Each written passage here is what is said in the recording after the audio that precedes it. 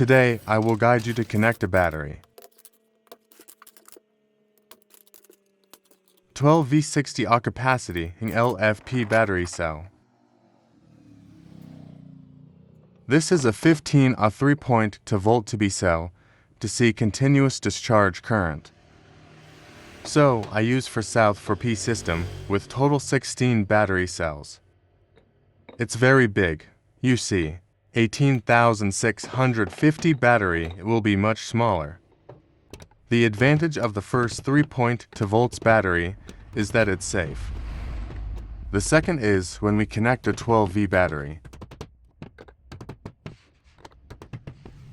With the voltage holding characteristic, the efficiency will be high.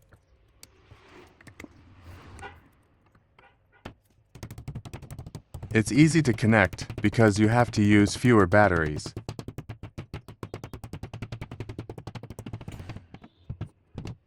I'll go after putting it in the frame.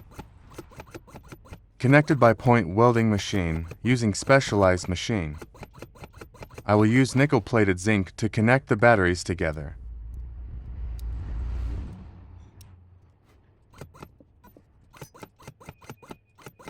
Every 4 parallel cells are connected to each other. For S for P system, will output voltage 12 volts. In fact, when this battery is fully charged, it's over 13 volts. And it's this property that's going to hold the pressure. So, when using voltage is always 12 volts, it is very healthy to use. Battery replacement or electric car storage is very good.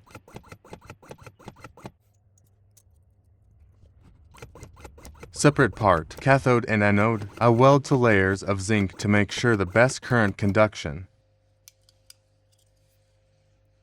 Next is to install the charging and discharging protection BMS here. I used as circuits for S1 to OA to ensure large current conductivity. There are 5 seconds of balance. First, I'm going to line up a piece of glass insulation.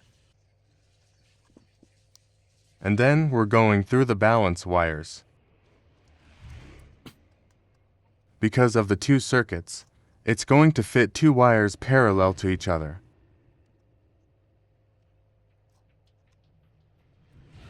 I have predefined the balance strings from B0 to B4. Where is it?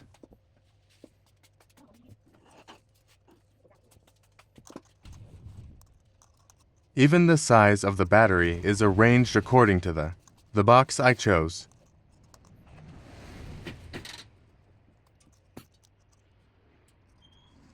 This work happens every day, so it's very normal and simple.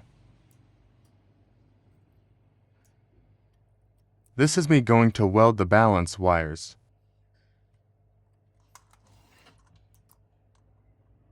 These are legs B1 and B3.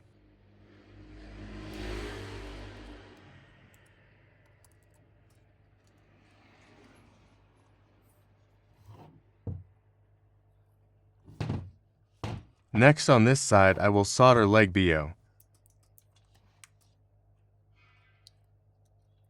B2 and B4.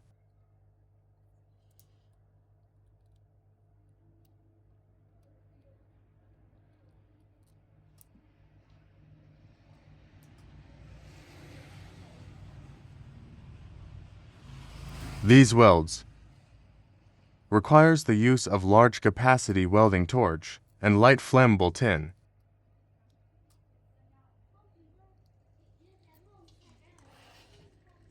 And the welding must ensure the right legs. Because when we're wrong,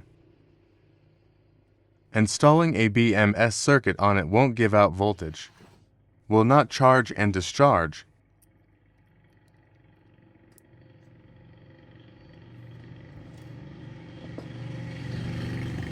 And now I'm going to put the wires in.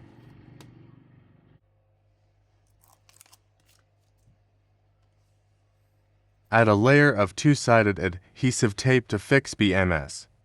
I have pre-soldered the load wire on pin B of this BMS fireproof. Large load bearing. And then I'm going to weld these two wires in.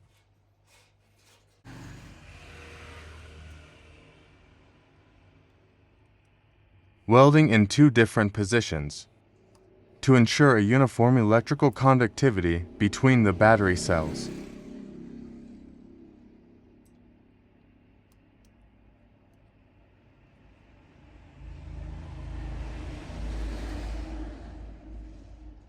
These big welds, you have to look.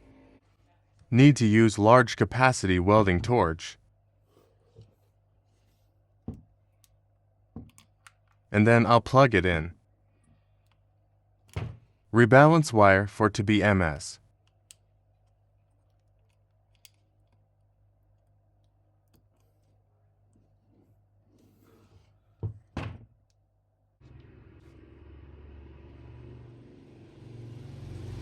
Now I'm going to measure the voltage.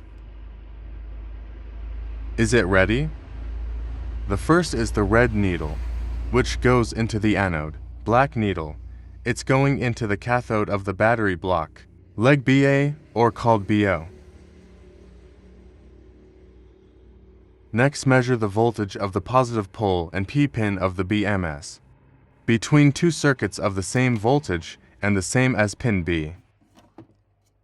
So the pulse is working normally. This step is almost final. I'll solder the load wire and to output charge and discharge. This is the negative discharge charging cable. The circuits will match in parallel to increase discharge.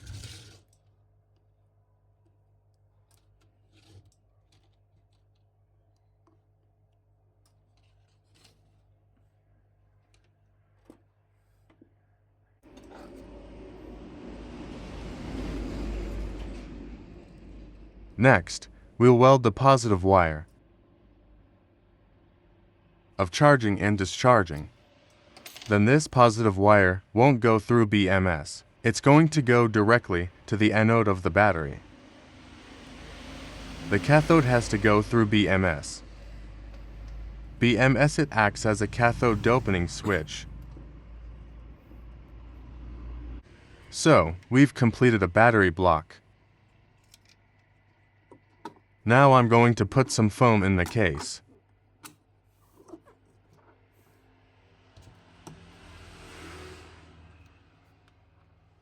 Then this box will have a full battery cell.